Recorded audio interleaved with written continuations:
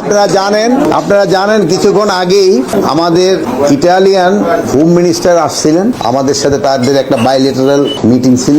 উনি এখন চিফ অ্যাডভাইজারের ওখানে গেছেন, উনি হয়তো আগামীকালও থাকবেন এবং আগামীকাল তারপরে চলে যাবেন। আপনারা জানেন ইটালিতে কিন্তু আমাদের বাংলাদেশি বহু লোক কাজ করে, মানে অন্যান্য অনেক দেশের জন্য। সৌদি আরবের পরে আমার মনে হয় ইটালির সংখ্যা হয়তো বেশি হবে, আরাবিয়ান কান্ট্রির পরে হয়তো ইউরোপিয়ান কান্ট্রির ভিতরে ইটালি সবচেয়ে বেশি। এখানে আমরা আজকে আলাপ করেছিলাম আমাদের ভিতরে একটা কোঅপারেশন, আমাদের একটা এইটা কিভাবে আরো বৃদ্ধি করা যায় এই ব্যাপারে আমাদের আলাপ হয়েছে।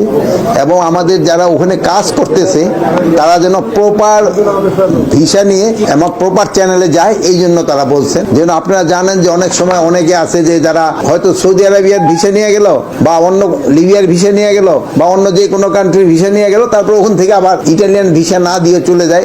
এটা যেন না করে, এটা যেন বলছে ওনারা প্রপার বাংলাদেশ থেকে যেন ভিসা নিয়ে যায় এবং ওনারা আমাদের দেশ থেকে আরো বেশি লোক নিতে আগ্রহী, যেহেতু বলছেন যে বাংলাদেশি লোকরা ওখানে খুব ভালো কাজ করেন এবং তারা খুব হার্ড ওয়ার্কিং এবং তারাও ইটালিয়ান ইকোনমিতে একটা বড় ধরনের কন্ট্রিবিউট করে যাচ্ছে। 1 লাখের মতো আর কি আমাদের শ্রমিক, মানে আমাদের বাংলাদেশিরা ওখানে কাজ করে। ওনারা নতুন করে লোক নেবে, বাট প্রপার চ্যানেলে যেতে হবে।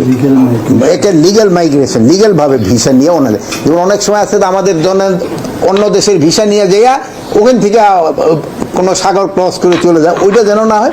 বলছে আপনারা লিগ্যাল সিস্টেমে যাওয়ার জন্য ওনারা আমাদের বৈধ ব্যাপারে উনি খুব একটা প্রশ্ন আমাদের উঠায় নাই। এখন আপনারা বলতে পারেন অবৈধ আছে কিনা, যেহেতু যারা ধরেন যে দিক দিয়ে ওই দেশের ভিসা না নিলে সেই তো ইনফ্যাক্ট অবৈধ হয়ে যায়। বা তারপর আমরা একটা তাদের রিকোয়েস্ট করছি এইভাবেও যারা গেছে তাদের জন্য বৈধতা দিয়ে দেয়।